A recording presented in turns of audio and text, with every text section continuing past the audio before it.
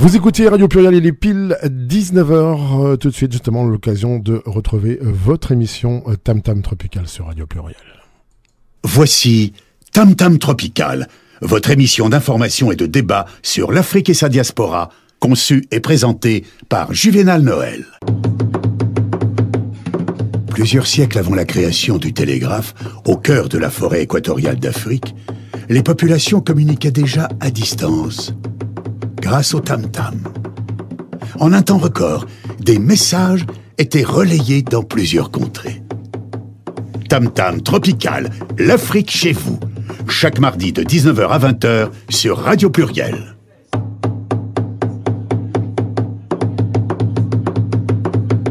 Tam Tam Tropical, votre magazine sur l'Afrique, conçu et présenté par Juvénal Noël.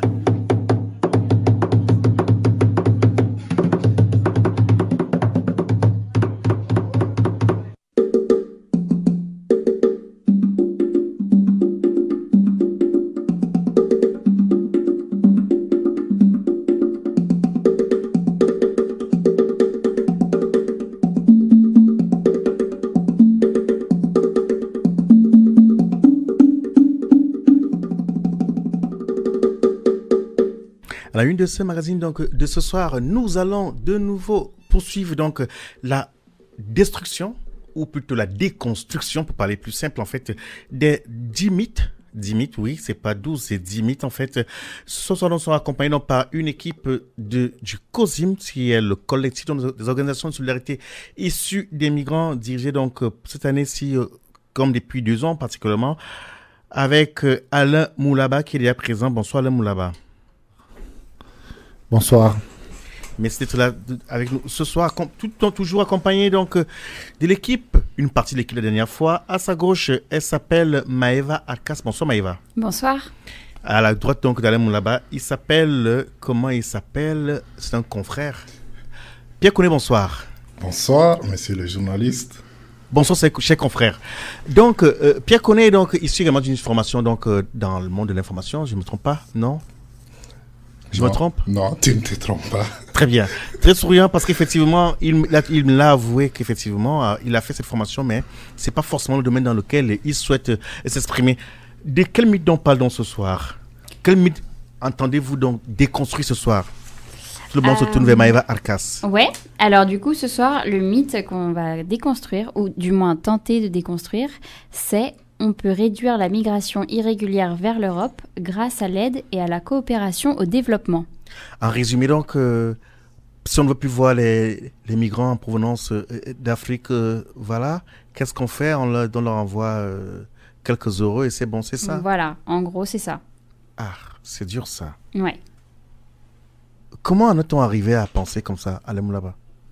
C'est suite à des discours populistes et des idées qu'on crée sur la présence des migrants dans des pays qu'on en est arrivé là.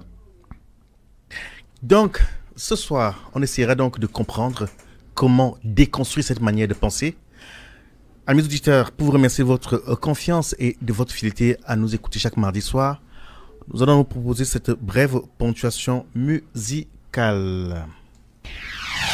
Vous écoutez Tam Tam Tropical sur Radio Pluriel.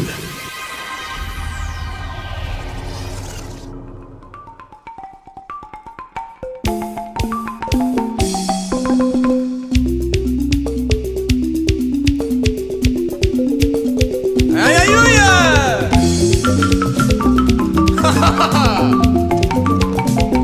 Qu'est-ce qui se va la fongue? Il nous revient.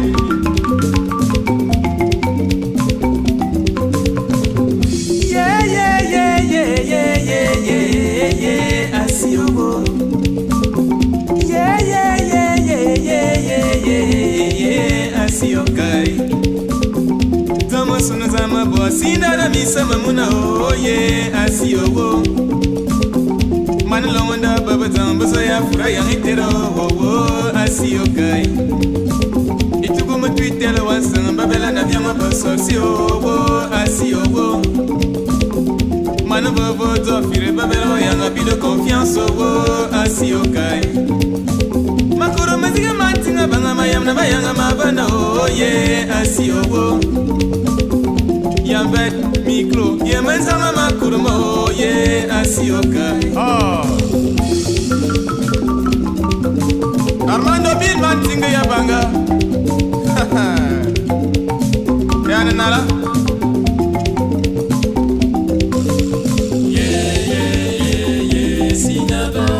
Amanda Bilman Tinga Banga Babela Mabela Beo. Manalonda Babazamba Zayafra Yanitero. Thomas Unazama Bosina Namisa Mamuna. Akura Mazia Mantina Bamayana Bayanga Mabano. Yambet, micro, Yamantana Makurmo.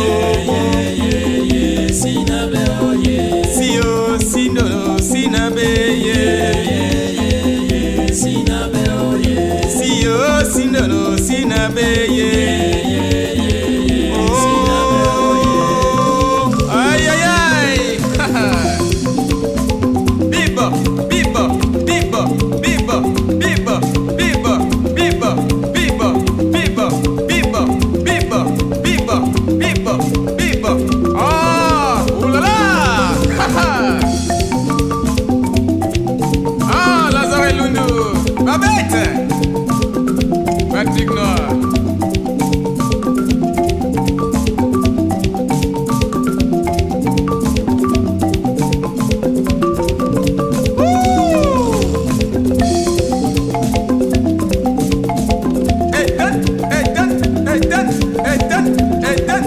Ah, John Marga.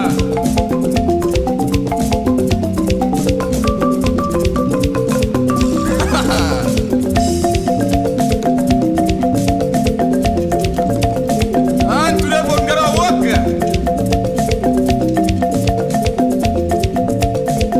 Le Duc Gawazam. Aïe, aïe, aïe, aïe, aïe, aïe, aïe, aïe.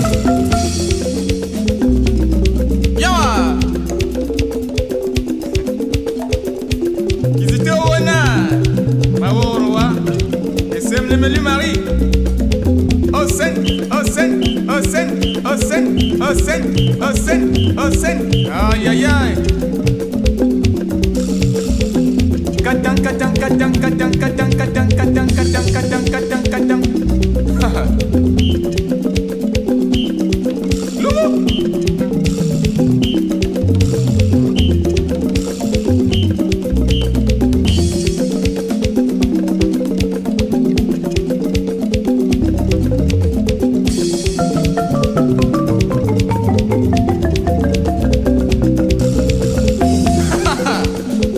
Armando Bill. Gawayen. Lum. As.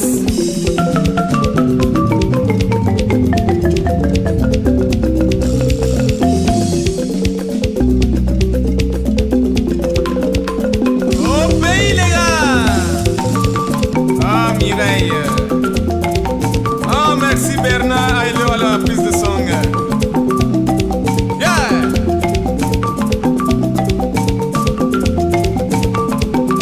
Singa Bangamine. Yes, as, guess, as, guess, as, guess, as, guess, as, guess, as. Joe. Bipa, bipa, bipa, bipa, bipa, bipa. Guess, as, guess, as, guess, as. Tam Tam Tropical, c'est tous les mardis soirs de 19h à 20h sur Radio Pluriel.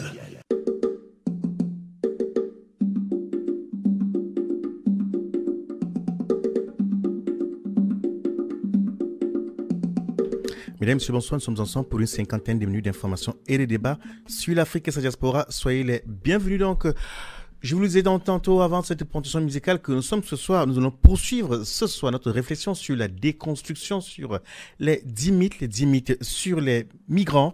10 mythes donc déconstruits lancés par le Forum, qui est dans la fédération au niveau de la France, dans des organisations issues. Alors, pour ne pas me tromper, le président du COSIM Auvergne-Rhône-Alpes, il est face à moi. Allons là-bas, bonsoir une fois de plus. Bonsoir. Le Forum, qu'est-ce que c'est? C'est le Forum des organisations de solidarité internationale issues des migrations. J'ai choisi l'option facile. Et donc, ce soir, vous êtes accompagné par une équipe de votre structure, du COSIM. Oui. COSIM, quant à lui, son fait de ma part, enfin, je ne me trompe pas, c'est le collectif des organisations de solidarité issues des migrants, bloquées à la région Auvergne-Rhône-Alpes, c'est vous le président. Et ça fait combien de temps que vous êtes à cette structure? La structure a été créée en 2007, ça fait 11 ans. Et vous la dirigez depuis Moi, je la dirige depuis 2016. Depuis 2 ans. Oui, voilà. Votre mandat, il est toujours en cours? Oui, enfin, c'est ma dernière année de mandat. D'accord, statutairement? Statutairement, oui, et c'est renouvelable une seule fois, voilà. Vous allez remplir? Quand je suis dans le droit et que je ne modifie pas les statuts, je peux me présenter pour ma succession.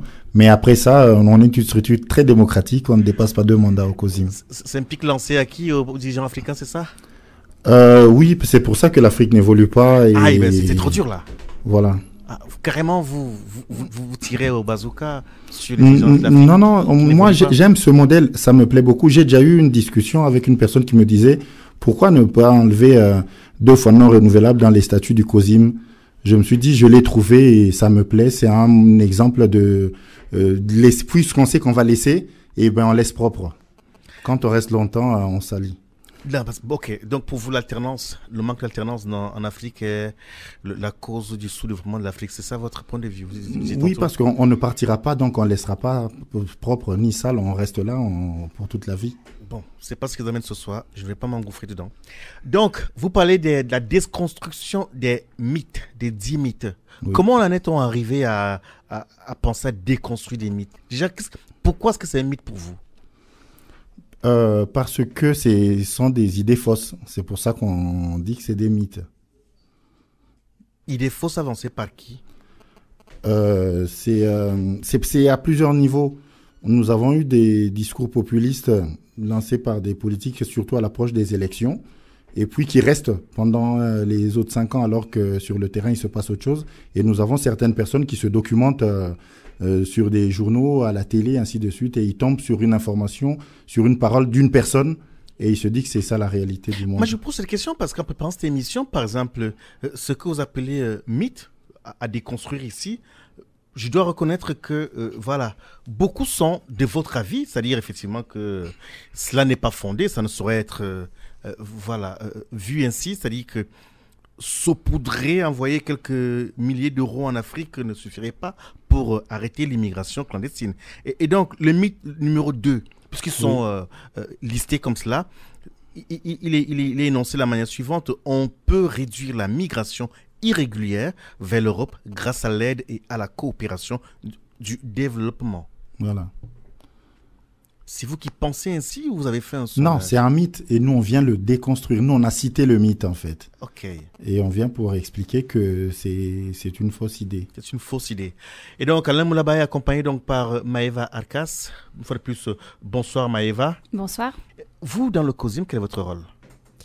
Alors, moi, je viens en aide au COSIM, donc... à la base, je suis... généreuse. C'est ça. Ah, d'accord. Je suis service civique APAPCA. Donc, APAPCA, c'est une des OSIM qui fait partie du COSIM. Et donc, APAPCA, ça veut dire Action pour la promotion agro-pastorale du Kasaï. Bien. Voilà. J'ai envie de poser la question de savoir pourquoi vous. Parce que au sein du COSIM, il y a quand même une forte équipe. Il y a un conseil d'administration, il y a un bureau. Et c'est vous qui avez cette mission-là. Je ne dirais pas lourde, apparemment, elle est aisée pour vous. Pourquoi vous? Je vais essayer de rester modeste. Essayez donc, parce que vous n'êtes pas de la... Donc, pourquoi vous? Je pense que, Alain serait peut-être le mieux placé pour répondre à cette question, mais je pense qu'on a voulu mettre en avant peut-être une parole justement de quelqu'un venant d'un service civique pour essayer de changer, voir une autre vision un peu, on va dire, nouvelle, peut-être plus jeune. Et moi, je suis en train de faire des études, donc j'ai mes infos à moi, j'ai ma vision à moi. Et puis, je ne suis pas issue directement des migrations. J'ai ma mère qui fait partie d'un flux migratoire assez ancien, mais je ne suis pas directement. Donc, c'était aussi pour apporter une vision extérieure, je pense. Un regard croisé. Voilà. Et donc, face à Maëva Arkas, il y a donc Pierre Koné. qui lui est également quel est votre rôle au sein du COSIM? Ma mission principale donc, au sein du COSIM, c'est d'appuyer des porteurs de projets de co-développement. Donc, ce porteur de projets de co-développement, c'est bien sûr les membres du COSIM, donc c'est les organisations de solidarité internationale issues des migrations. C'est des associations de droit français et du coup, elles initient des projets qu'elles mettent en œuvre conjointement avec un partenaire au sud. Bien, donc c'est avec cette équipe donc, que nous allons déconstruire ce soir le deuxième mythe et éventuellement nous allons donc amorcer d'autres mythes si le temps nous le permet.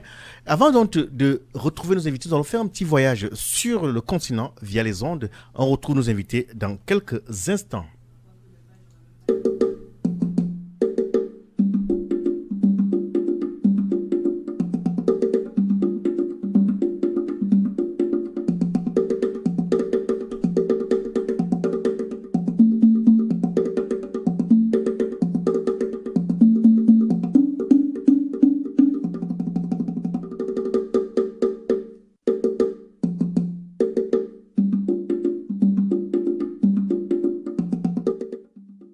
Nous allons au Nigeria où donc un affrontement entre l'armée et le mouvement islamique du Nigeria, donc en abrégé IMN, se sont déroulés ce jour. Des coups de feu et des routes bloquées ont été signalés à Abuja, la capitale nigériane, en raison d'affrontements entre donc les forces de sécurité et des membres du groupe chiite, le mouvement islamique du Nigeria.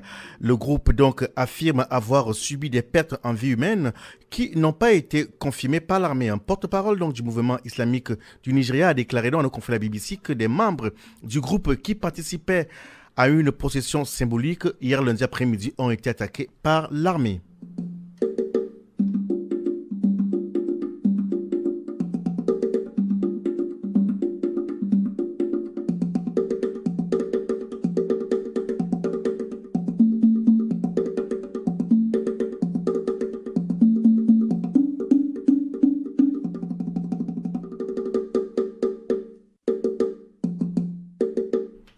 C'est la chasse à l'homme, donc chasse aux homosexuels à Dar es Salaam. Le gouverneur de Dar es Salaam en appelle à dénoncer les homosexuels. C'est une véritable campagne contre l'homosexualité que le gouverneur de la province de Dar es Salaam en Tanzanie vient de lancer. Il appelle donc ses administrés à dénoncer les homosexuels en promettant des arrestations dès la semaine prochaine. Le gouverneur, qui est chrétien, a exhorté ses concitoyens à soutenir sa campagne contre l'homosexualité qui, selon lui, foule aux pieds les valeurs morales des Tanzaniens et des deux régions chrétiennes et musulmanes. J'ai des informations faisant état de la présence de nombreux homosexuels dans notre province, a indiqué donc hier lundi soir le gouverneur Paul Makonda. Tam Tam Tropical, c'est tous les mardis soirs de 19h à 20h sur Radio Pluriel.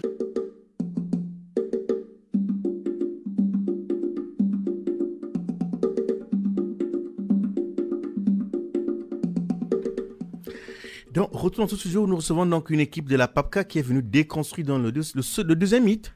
Les mythes sont les préjugés donc, sur les migrants et le développement. Le deuxième mythe, c'est, on peut dire, qu'on peut réduire, il stipule qu'on peut réduire donc les migrations irrégulières vers l'Europe grâce à l'aide et à la coopération au développement. Alain Moulaba, président du COSIM Auvergne-Rhône-Alpes. Oui. C'est une idée reçue. Oui, c'est une idée reçue et qui se répand. Donc, l'aide publique au développement a une définition et les flux migratoires, une autre définition. Quelle est votre définition sur l'aide publique au développement ?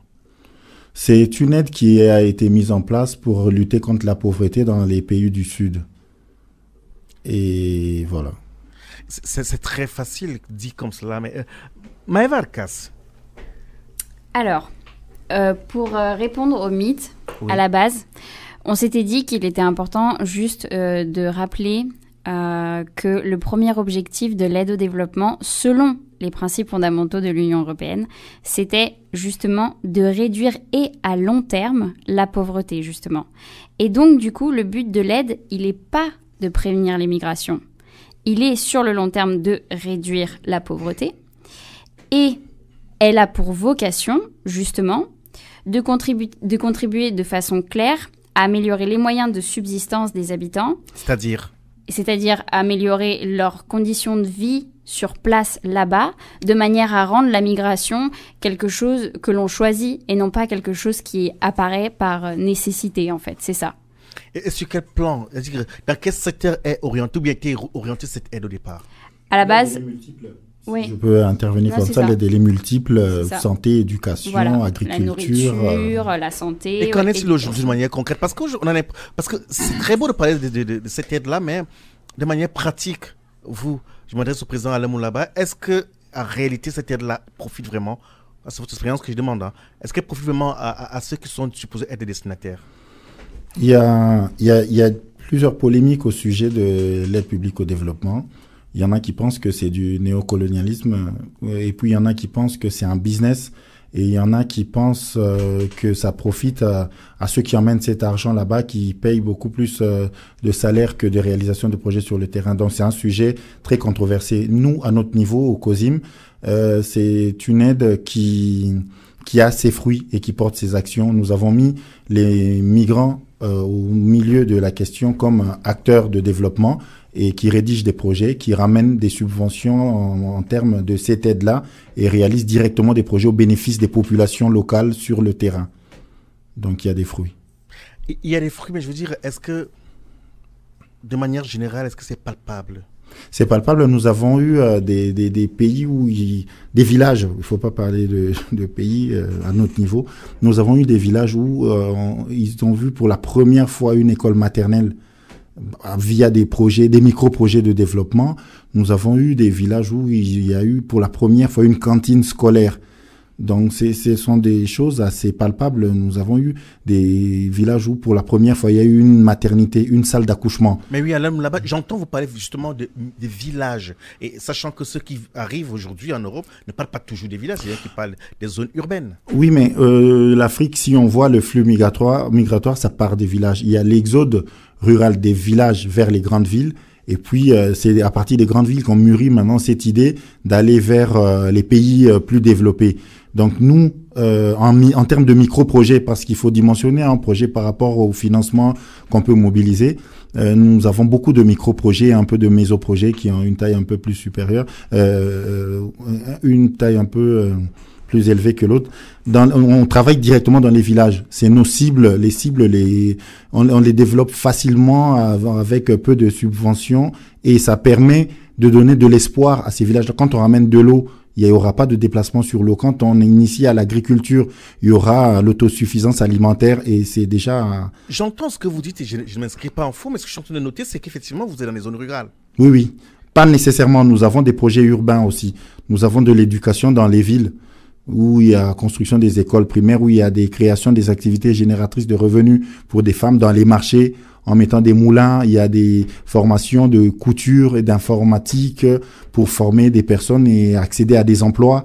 Nous travaillons dans tous les domaines, mais là où l'impact est le plus visible, c'est vraiment dans les villages où, pour la première fois, on installe des choses qui n'existaient pas souvent. Quels sont les chiffres, ces populations que vous couvrez aujourd'hui? C'est dans combien de pays? Parce que ce serait important de noter qu'aujourd'hui, ils arrivent par milliers, des dizaines de milliers, ces jeunes qui partent d'Afrique. Ce n'est même pas seulement des jeunes, c'est des familles entières parfois. Oui. Les chiffres dont vous parlez, c'est les chiffres du COSIM? Oui. Le COSIM, ça fait 10 ans que nous avons, ça va faire 11 ans, que nous travaillons dans l'appui aux porteurs des projets pour l'Afrique et nous avons soutenu plus de 500 projets, dont la moitié, 250, ont été financés et cela représente plus de 7 millions d'euros et ça a bénéficié directement à plus de 10 millions d'habitants. Quand je dis bénéficier directement, je donne un exemple, un petit forage qui vaut 15 000 euros qui bénéficie à 300 personnes dans le quartier pour l'eau potable. Et si on multiplie les projets d'écoles, de centres de santé, des centres de formation, de marché, ainsi de suite, il y a 10 millions d'habitants dans le monde, dans 28 pays.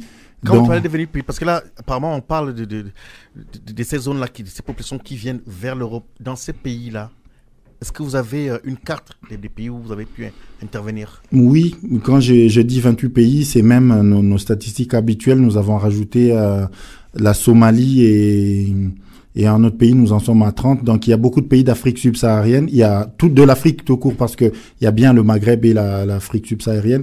Il y a le Cambodge en Asie. Il y a la Colombie en Amérique latine. Et nous avons même eu à collaborer avec des Kosovars, mais nous n'avons pas appuyé des projets directement là-bas, donc en Europe de l'Est. Le COSIM comporte combien de structures associatives que vous fédérez? Nous avons une centaine d'associations membres du COSIM, 119 exactement. Et les 119 parviennent toujours à avoir des moyens pour aller en Afrique? Comment ça marche en fait? Expliquez-nous. Le COSIM, c'est une volonté de plusieurs associations de se fédérer pour partager des compétences et des connaissances, pour se porter les uns et les autres, aller rechercher ensemble des financements pour réaliser des projets qu'elles portent ces associations. Et du coup, nous sommes arrivés à peser de notre poids en adhérant à des structures plus importantes que nous, Coordination Sud. Quand on se fédère, on est nombreux, on a plus d'expérience et des compétences, on frappe à des portes qu'on ne pouvait pas frapper quand on était seul avec son association. Donc, nous sommes membres de Coordination Sud. À Paris, c'est une très grosse structure. Via le Forum, nous sommes membres du Forum. Nous avons la possibilité d'avoir une veille sur les financements. Ça veut dire les listes des bailleurs qui peuvent financer des projets ainsi que des domaines.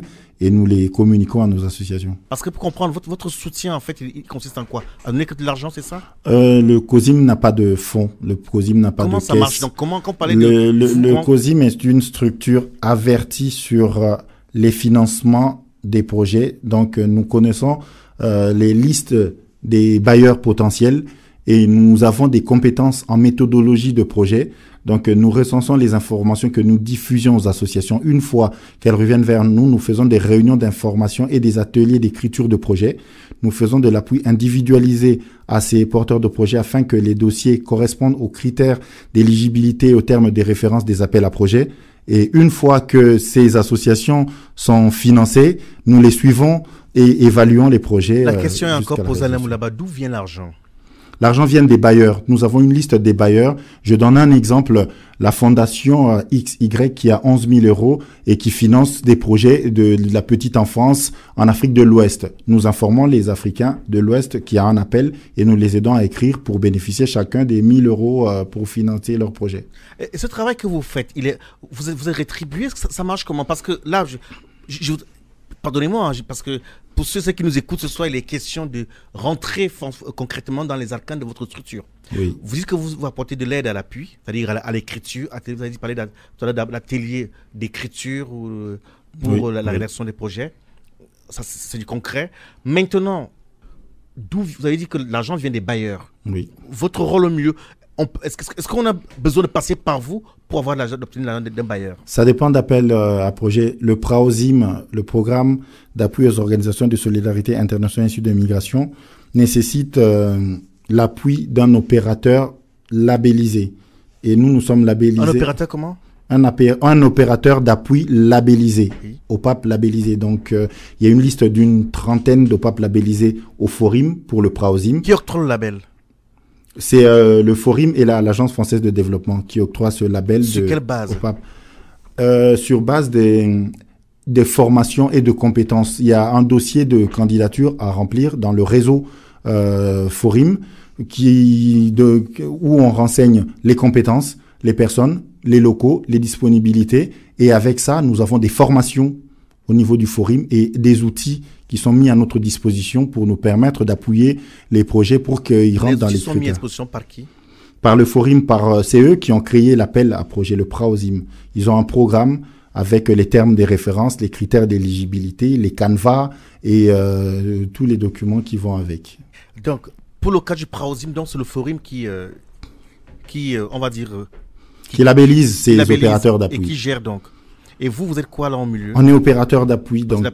Et donc l'argent passe par le PRAOSIM, par le COSIM, c'est ça? Non. En tant qu'opérateur d'appui, on est payé pour cet appui technique. Donc il y a une rétribution du COSIM pour le temps et les lieux pour former et accueillir les associations qui vont déposer des projets. Mais lorsque les projets sont retenus, ils sont financés directement par le bailleur et non par le COSIM. Donc pour ce cas-ci, pour le Praosim dont vous parlez, les financements viennent du Forim. Oui. Et le COSIM, lui, il est là pour accompagner, disons-le ainsi. Oui. Et puis maintenant, une fois que la structure est accompagnée, qu'est-ce que vous faites? Vous donnez votre blanc-seing, vous donnez votre feu vert, c'est ça? Lorsque le projet est... Lorsque nous suivons une association, nous avons un modèle de dossier complet à envoyer au Forum. Donc, il y a un canevas et un modèle de dossier complet. Donc, nous avons cette compétence-là de dire que le dossier est complet. Et lorsque nous envoyons au Forum, nous avons ce retour-là, oui, le dossier est complet. Alain Mlaba, c'est pas ce qui vous amène ce soir. Je vous l'ai dit la fois dernière, lors de notre dernière rencontre, effectivement, certains de vos anciens amis, je veux dire ceux qui ont cheminé avec vous, quand je dis amis, c'est une façon de dire, hein, je veux dire d'autres d'anciens membres du COSIM ont grincé des dents et semblent ne pas se retrouver dans ce qui s'est vu aujourd'hui au COSIM. Le COSIM, c'est l'effort de tout le monde. Je ne pense pas que les individus doivent se retrouver dans le COSIM. Ce sont les individus qui doivent faire le COSIM. Et à votre avis, puisque c'est vous le président actuel, qu'est-ce qui peut faire que ceux qui étaient avec vous à un certain moment aujourd'hui semblent grincer des dents? Si je ne mâche pas mes mots, je parlerai d'intérêt. Et à quel niveau vos intérêts deviennent divergents? Les intérêts deviennent divergents peut-être dans les activités prioritaires à réaliser et peut-être dans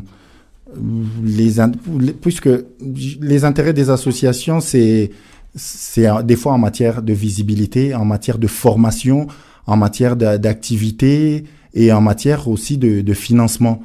Peut-être que les thématiques qui sont mises en avant ne correspondent pas avec les objectifs statutaires des uns. Peut-être que les listes des subventions que nous avons ne correspondent plus aux besoins de certaines associations. Peut-être que ce que nous faisons... Et puis, il y a aussi le niveau. Lorsqu'on fait... Quand on parle de niveau, c'est-à-dire? Le niveau, ça veut dire que quand on arrive novice au COSIM, le COSIM est une structure très importante parce qu'on apprend tout. Et à un certain niveau, quand on connaît le chemin, des fois, naturellement, on n'a pas besoin du COSIM. Il ne faut pas dire qu'il y a des mécontents, c'est juste peut-être qu'il n'y a pas besoin du COSIM. Tam Tam Tropical, c'est tous les mardis soirs de 19h à 20h sur Radio Pluriel.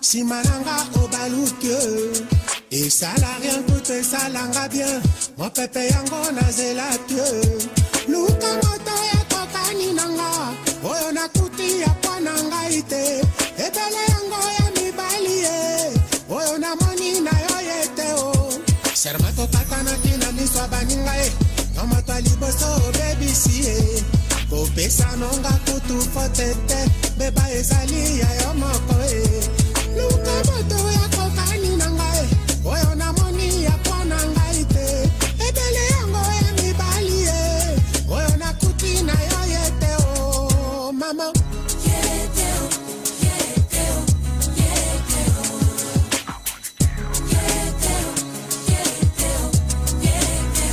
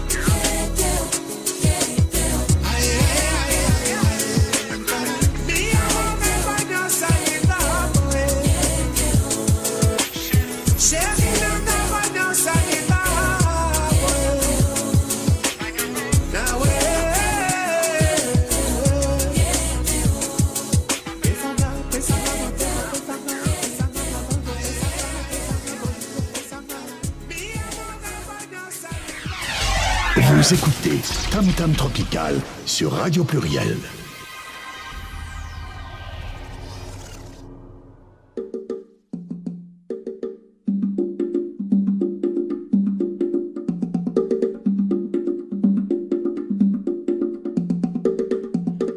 Pour ceux et ceux qui se joignent à nous, qu'à ce moment, nous recevons ce soir une équipe du COSIM Auvergne-Rhône-Alpes. Le COSIM, donc, c'est le collectif des organisations de solidarité issues des migrants. Elle est donc dirigée par Alain Moulaba, qui est donc accompagné ce soir de Maëva Arcas, qui est du service civique, et face à Maëva Arcas, c'est Pierre Connet, qui lui également, il est en stage auprès du COSIM. Une fois de plus, on fait le tour. Bonsoir Pierre Connet. Bonsoir. Vous êtes un confrère de formation, c'est ça? Oui. Et vous avez choisi de travailler dans le développement? Oui, dans le développement. D'accord. Oui. Et donc Maëva Arcas, quant à elle, elle est... Étudiante actuellement. Enfin, en pause juste pour cette année, mais voilà. Sans pause. Et vous posez au COSIM? Oui, enfin, plus particulièrement chez Apapka, mais... Oui. Et là-bas, vous allez... Alors, la PAPCA, c'est une structure de pause. Quand on prend une pause, on va là-bas, c'est ça? Non, disons que ça rentre dans la définition de mon projet d'avenir. Du coup, c'est en continuation. Et on n'a pas compris. Vous êtes étudiante en pause chez Apapka. Alors en fait, je suis étudiante en pause dans le sens où j'ai fait une licence avant de langue, et vu que là je me redirige vers des études qui se rapprochent plus de ce que fait Pierre justement dans le développement, j'ai décidé de faire un service civique. Ah d'accord, pour, voilà qui est service civique. Plus dans le domaine, voilà, pour m'aider à bien continuer. Je voulais vous l'entendre dire, et Alain Moulaba, donc c'est lui le président actuel. Alain Moulaba, vous êtes président du COSIM depuis combien de temps, vous avez dit? 2 ans. Et votre mandat, vous avez dit qu'il arrivera à la fin quand? À la fin de l'année. À la fin de cette année. Oui. Et vous remplissez? Remplir, c'est je postule, je remplis pas, et j'ai le droit de postuler en fait. Vous avez le droit de postuler. Voilà. Alors là-bas, une question d'un internaute, elle est claire. Vous entendez postuler encore? En fait, les statuts me les permettent, et donc, par rapport à mon emploi du temps, je postulerai, pourquoi pas. Vous faites vraiment comme un dirigeant africain là. C'est pas clairement dit candidat à sa succession ou pas du tout? Non, moi ce qui me plaît, c'est que j'ai le droit en fait. Parce que quand vous me dites comme un dirigeant, il y en a qui doutent parce qu'ils n'ont plus le droit, ils sont plus légitimes, ça fait 100 ans qu'ils sont sur place. Moi j'ai le droit, et au moment venu, je postulerai, pourquoi pas. Bon, pour celui qui a posé la question, il n'aura pas la réponse ce soir. Je dirais tantôt, il y a les graissements dedans, je dis de manière plus claire en fait aujourd'hui. Est-ce que ce qu'on dénonçait dans l'ancien bureau se poursuit aujourd'hui? C'est-à-dire en fait que c'est un groupuscule de copains qui contrôlent la structure, et puis ils font tout entre eux, et d'autres sont là que pour le nombre.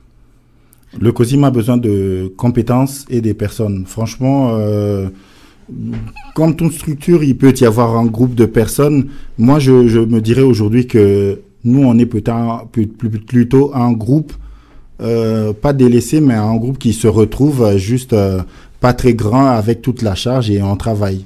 On n'a pas choisi de... Mais il y a toujours un groupe. On a 100 membres, un conseil d'administration de 30 personnes, un bureau de 9 personnes. Donc il y a toujours un groupe. Les 9 déjà, c'est 9 sur 119, c'est un groupe de personnes. Voilà. La réponse, on l'a entendue, mais j'ai l'impression que... J'insiste. Est-ce que la gestion est collégiale chez vous? La gestion, elle est collégiale parce que nous rendons bien nos comptes à tous les échelons. Bien. Je vais vous laisser respirer un petit instant. On va refaire un petit tour sur le continent, prendre quelques nouvelles, et puis on retrouve dans quelques instants.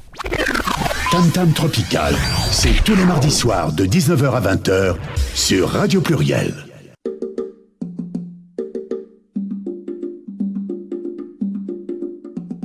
Nous rentrons dans les 20 dernières minutes de ce magazine, et ce soir était prévu donc en fait... la parole devait être donnée, en principe, à une jeune Camerounaise qui a été retenue victime, esclave, pour dire le mot simplement, esclave au Koweït. Malheureusement, à la deuxième minute, elle a comment on va dire ça? Je dirais pas qu'elle s'est défaussée.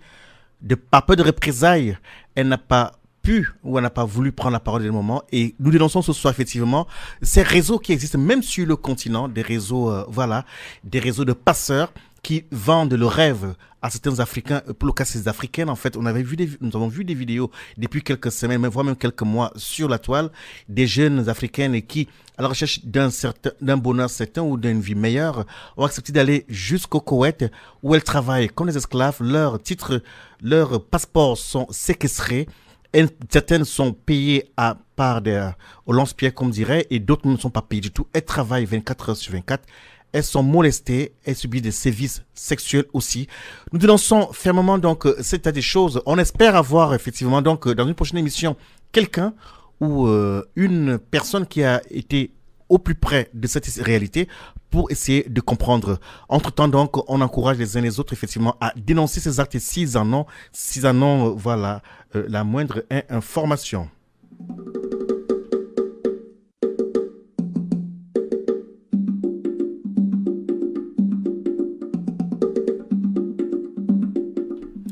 On repart donc sur le continent et c'est la pollution de l'air qui tue des milliers d'enfants africains. Les infections respiratoires causées par la pollution ont causé plus de 500 000 décès chez les enfants de moins de 5 ans dans le monde. L'exposition aux particules polluantes de l'air ambiant a tué environ 540 000 enfants de moins de 5 ans chaque année dans le monde en 2016 selon l'OMS. Dans les régions d'Afrique et de la Méditerranée orientale, 100% des enfants de moins de 5 ans sont exposés à des niveaux de pollution de l'air, particules fines, supérieurs au niveau recommandé par l'OMS. Vous écoutez Tam Tam Tropical sur Radio Pluriel. Nous retrouvons nos invités de ce studio ce soir. C'est une équipe du COSIM Auvergne-Rhône-Alpes. Le COSIM, c'est le collectif des organisations de solidarité issues des migrants. L'équipe est donc accompagnée par son président Alain Moulaba, qui a à ses côtés Maëva Arcas et Pierre Koné. Alain Moulaba, dites-nous, pour revenir sur les mythes à déconstruire aujourd'hui, quel est le travail qui est fait? Ce soir, ce qu'il faut reconnaître, c'est que c'est fort intéressant de constater qu'effectivement, vous vous êtes lancé. Ce soir, cette émission consiste effectivement à déconstruire. C'est une action donc pour déconstruire le mythe. Mais pour comprendre, outre cette action, que faites-vous d'autre pour effectivement déconstruire ces mythes? Alain Moulaba. Nous, il y a eu de la recherche, si je peux dire, collecte des données, des idées reçues. Ce travail qui a été fait avec le Forum, il y a eu la participation de plusieurs institutions, CIMAD et autres, parce que nous, dans nos missions, nous avons l'appui au projet de développement là-bas, l'appui à l'intégration ici et le plaidoyer. Le plaidoyer fait partie aussi de notre travail. Donc, lorsque nous faisons une étude, nous faisons un questionnaire où nous collectons des informations. À la fin, c'est pour en retenir l'essentiel et faire remonter aux autorités sous forme de plaidoyer. Donc, cette déconstruction, c'est une sorte de plaidoyer. Quand vous dites des plaidoyers concrètement, ça consiste en quoi? Ça consiste à faire remonter les préoccupations des personnes issues des migrations aux autorités locales, aux populations, aux médias et au monde. Donc, pas dire tout ce qui se passe, on est des porte-voix, quoi. Donc, ça, c'est le plaidoyer. Alors, vous avez dit, l'action consiste aujourd'hui à appuyer les projets de développement dans les pays du Sud. Oui. À appuyer l'intégration, enfin, oui. Appuyer ou accompagner l'intégration ici en Occident. Oui. Et faire du plaidoyer. Voilà. Mais est-ce que c'est efficace? Bon, on fait ce qu'on peut avec ce qu'on a. Aujourd'hui, nous avons cet outil, la déconstruction des 10 mythes. Il y a une boîte à outils. Si vous allez sur le site forum.net, vous cherchez les 10 mythes, vous trouverez donc on a un outil qui est bien fait, qu'on utilise. Il consiste en quoi, Maëva Akas, si vous savez ce que c'est? Eh bien justement, moi, pour venir déconstruire le mythe à la radio, je m'en sers. Il est fait... Comment? On l'a fait sous forme d'exposition, mais aussi de jeux de cartes, aussi de jeux ludiques. Il y a aussi des pancartes d'exposition. Et en fait, on a regroupé les 10 mythes, un par un, avec ce que les gens pensent, ce qu'on entend souvent, avec des statistiques aussi et des possibilités de réponses et de solutions à ces mythes-là, justement. Est-ce que, à l'observation, est-ce que ce travail, est-ce que vous avez comment dire cela?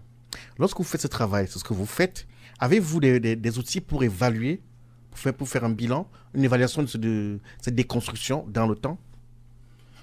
Ces documents sont faits sur base des évaluations officielles. Lorsqu'on dit que les pays, ce ne sont pas les plus pauvres qui migrent, ce sont plutôt les pays émergents comme l'Inde, la Chine, ainsi de suite. C'est des statistiques de l'ONU, des PNUD, de l'UNESCO. Ce sont des enquêtes qui ont été faites avec des chiffres et qui sont cités dans ce travail-là. On se sert aussi des statistiques qu'on peut trouver, des statistiques d'émigration qu'on peut trouver par Frontex. C'est pas des idées qu'on a tirées au hasard. C'est vraiment, voilà, c'est des choses qui date par date, qui par année ont alimenté l'argument qu'on a aujourd'hui pour présenter à la radio. Et depuis combien de temps êtes-vous dans la déconstruction des mythes? Ça fait 2 ans que le travail a été fait par le Forim et vu que le Forim se fait représenter en province par des COSIM, donc nous avons toujours été concernés et nous y travaillons depuis 2007 plus précisément, en début 2007, ici. Y a-t-il des outils pour évaluer, pour faire un bilan dans le temps? Nous, la campagne à la radio, c'est pour diffuser l'information, mais pendant l'étude, il y a eu des questionnaires qui nous ont permis de condenser déjà ces mythes à 10, parce qu'il y en a des milliers, il y a des actions qui sont groupées pour ne pas se répéter et puis pour ne pas dire des choses peut-être qui ne se répandent pas de partout. Et aujourd'hui, nous faisons une campagne à la radio, mais je vous dis aussi qu'il y a un compte-rendu de chaque émission qui est bien travaillé par Maëva Arcas, qui pourrait même servir à Tam Tam. Bravo Maëva. Alors, au niveau du COSIM même, est-ce que les associations qui sont membres du COSIM s'impliquent dans ce travail-là? Ce travail a été initié en conseil d'administration et validé, approuvé par au moins 16 membres. Et là, c'est au fur et à mesure, vu qu'on fait un mardi sur 2, nous aurons le temps. La semaine dernière, la dernière fois, on avait un membre du bureau. Aujourd'hui, on a notre stagiaire. Donc, à chaque fois, il y aura un membre du CA, un membre... voilà. Et pour parler de cela, au sein même de votre structure, comment cela est vécu? Je dis, bon, il y a une validation, mais est-ce que le travail se fait dans les OSIM, voilà, parler comme chez vous? En fait, quand on déconstruit les 10 mythes, on cherche à rétablir une certaine vérité. Donc, nous, dans notre quotidien, nous nous retrouvons lorsqu'on nous donne un élément pour dire que c'est un mythe, on compare déjà à nous-mêmes et à notre entourage et aux membres de nos associations. J'en profite aussi pour dire que justement, c'est un outil, enfin c'est une base de données qu'on continue à utiliser tout au long même de notre travail. On a les GIM 2018 qui va être organisé. GIM, c'est-à-dire? Donc c'est la Journée internationale des migrants-migrantes qui aura lieu le 17 novembre. Donc ça se passera à Villeurbanne, à la maison Bertie Albrecht. Donc bon, il y a des informations sur... C'est quoi l'adresse? Donc c'est 14 place Grand Clément. Voilà. Et justement, durant cet événement-là, on va utiliser justement les 10 mythes et des supports de communication et des supports visuels qu'on va pouvoir afficher pour justement continuer le dialogue toujours autour de ces mythes-là. Tam Tam Tropical, c'est tous les mardis soirs de 19h à 20h sur Radio Pluriel.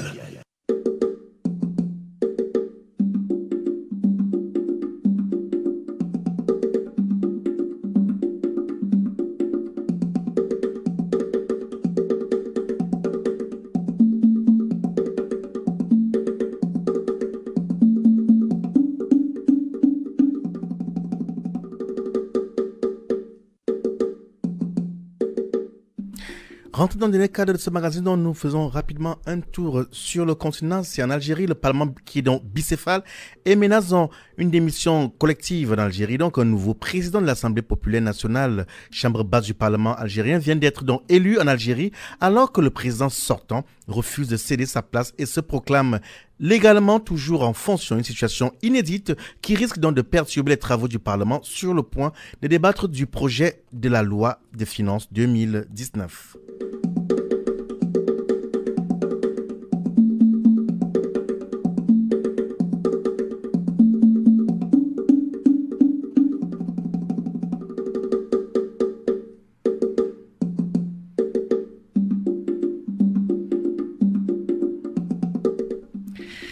Et donc, c'est Moses Musonga qui n'a jamais pensé que les hommes pouvaient avoir le cancer du sein. Et donc, avec lui qu'on mange. Ça a l'air étrange. Et je vois mon confrère Pierre Koné qui me regarde d'un regard étrange. Oui. Et donc, selon lui, le Kenyan de 67 ans a déclaré à nos confrères BBC qu'il était profondément choqué lorsque les médecins lui ont dit, en 2013, qu'il était atteint d'un cancer du sein de stade 3. Sa vie a été bouleversée.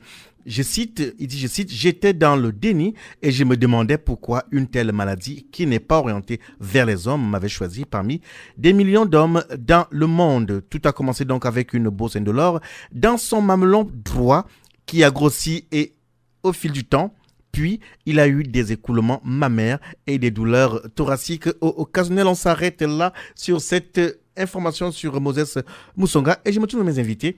Question posée donc à Pierre Koné. Dites-moi, saviez-vous que des hommes pouvaient souffrir du cancer du sein? Le saviez-vous avant? En réalité, c'est vous qui venez de me l'apprendre. C'est pourquoi je suis un peu... Ça m'a fait sursauter. Vous aviez l'air interloqué. Ouais. Bien. Donc, on retourne sur notre sujet, donc, pour parler des 10 mythes qui sont en déconstruction avec le Cosimoven Rhône-Alpes. Pour comprendre aujourd'hui, dans la stratégie de communication, Pierre Koné, à l'observation, est-ce que la démarche aujourd'hui entreprise par le Forum, là je parle aux confrères, entreprise par le COSIM est assez efficace pour déconstruire réellement? Parce qu'en fait, là, nous parlons ce soir, un public qui est, pour le cas Tam Tam Tropical, en fait, c'est un public qui est africano-africain. Très peu sont les Européens qui pensent, qui nous écoutent. Et je voudrais dire, en tant que communicateur, votre rapport au regard de la stratégie de communication engagée par le COSIM? À mon sens, c'est une stratégie qui est efficace parce que déjà, le fait de communiquer, quand on prend le terme communiquer, étymologiquement, ça vient du latin communicare, qui veut dire mettre en commun, mettre en relation. Donc, ça veut dire que le COSIM s'ouvre et il est d'accord qu'il faut déconstruire ces représentations que les gens peuvent avoir. Et du coup, on utilise les médias pour le faire. Et aussi, on s'est dit que il est intéressant d'avoir des avis extérieurs. Donc, ce n'est pas que les membres du COSIM qui viennent communiquer sur ces représentations-là. Je dois reconnaître qu'en préparant cette émission, certains auditeurs souhaitaient effectivement partager, échanger avec vous, membres du COSIM. Et à l'observation, ce n'est pas toujours évident de prendre son téléphone et former le numéro du standard, que je vais quand même communiquer dans ces 5 dernières minutes et voir si certains ont le courage de poser les questions directement aux invités. Participez à l'émission Tam Tam Tropical. Appelez le 04 78 21 05 95. 04 78 21 05 95. Rendu dans les 5 dernières minutes de ce magazine, que peut-on retenir sur ces mythes à déconstruire? Maëva Arcas. Pour, on va dire, résumer les 10 mythes, je pense que c'est difficile parce que justement, on va par étapes. Déjà, ça a été difficile de regrouper juste la déconstruction d'un mythe sur juste une fiche. Et on essaie de pas trop non plus s'avancer. C'est déjà un thème tabou de base, les thèmes de la migration. Donc, on va dire qu'on va y aller par étapes. Mais par contre, je peux d'ores et déjà annoncer le prochain mythe, si vous voulez.